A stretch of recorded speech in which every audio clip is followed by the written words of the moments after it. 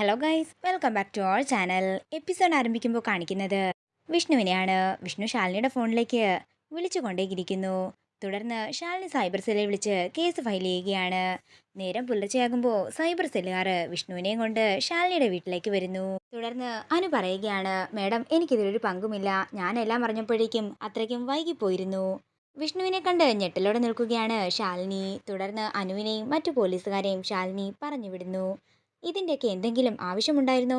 Phone വിളിച്ചിട്ട് സത്യക്ക് കൊടുക്കാൻ പറഞ്ഞിരുന്നെങ്കിൽ ഞാൻ കൊടുക്കില്ലായിരുന്നു എന്ന് ശാലിനി ചോദിക്കുമ്പോൾ വിഷ്ണു പറയുകയാണ്, അതിന് തന്നോട് ചോദിച്ചാൽ താൻ കാര്യങ്ങളൊന്നും പറയാത്തത് കൊണ്ടല്ലേ ഞാൻ സത്യയെ വേണ്ടി ഫോൺ ചെയ്തത്.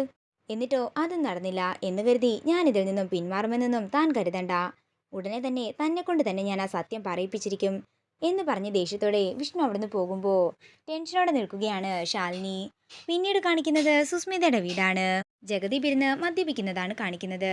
സുസ്മിത പുറത്തുപോയ തക്കം നോക്കി സമാധാനമായി മദ്യപിക്കാമെന്ന് പറഞ്ഞുകൊണ്ടാണ് ജഗദീപ് ഇരിക്കുന്നത്. അതേസമയം നീലിമ അങ്ങോട്ടേക്ക് ചെല്ലുകയാണ്.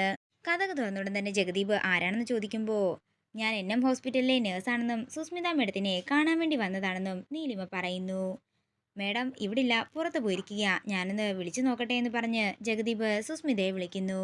വന്നിരിക്കുന്നത് നേഴ്സ് തന്നെയാണോ എന്ന് സുസ്മിത ചോദിക്കുമ്പോൾ ആണെന്ന് അവർ പറഞ്ഞതെന്ന് ജഗദീപ് പറയുന്നു.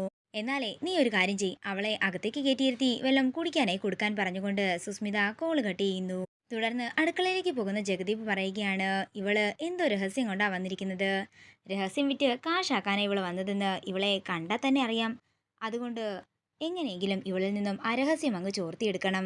ജഗദീപ് നീലിമയോട് ചോദിക്കുന്നുണ്ടെങ്കിൽ അതൊക്കെ സ്ത്രീകൾ തമ്മിൽ സംസാരിക്കാനുള്ളതാണെന്ന് പറഞ്ഞ് നീലിമ ഒഴിഞ്ഞു മാറുകയാണ്.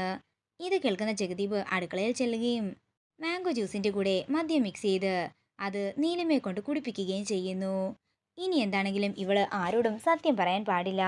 ഇവളെ കണ്ടാലേ അറിയാം ഉള്ളിൽ വിഷം വെച്ചിട്ടാ വന്നിരിക്കുന്നത് എന്ന് പറഞ്ഞുകൊണ്ട് 2 ഗ്ലാസ് ജ്യൂസും നീലിമയെ കൊണ്ട് കുടിപ്പിക്കുകയാണ് ജഗദീപ്. പിന്നീട് കാണിക്കുന്നത് വിഷ്ണുവിനെയാണ്. തന്റെ അന്വേഷണത്തിന്റെ ഭാഗമായി വിഷ്ണു സ്കൂളിലേക്ക് ചെല്ലുകയാണ്.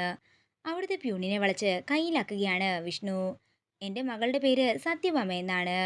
മകളുടെ കൂട്ടുകാരുടെ പേര് പത്മിനി. എൻ്റെ മകളും ആ കുട്ടിയും ഒരേ ഡേറ്റിലാണോ ജനിച്ചതെന്ന് അറിയാൻ വേണ്ടി ഒരു കൗതുകം. അതിനു വേണ്ടിയാണ് ഞാൻ വന്നതെന്നൊക്കെ വിഷ്ണു പറയുമ്പോൾ ആ പ്യൂണ് രജിസ്റ്റർ എടുത്ത് കൊടുക്കുകയാണ്. അതിൽ രണ്ടുപേരുടെയും ഡേറ്റ് ഓഫ് ബർത്ത് ഒന്നാണെന്ന് കണ്ട് ഞെട്ടലോടെ നിൽക്കുകയാണ് വിഷ്ണു.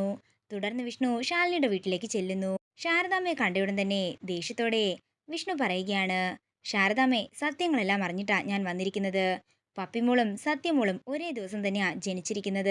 അതും ഒരേ അതിന്റെ അർത്ഥം വെച്ച് സത്യമോളെ പ്രസവിക്കുന്ന സമയത്ത് ശാലിനി ഇവിടെ തന്നെ ഉണ്ടായിരുന്നു എന്നല്ലേ?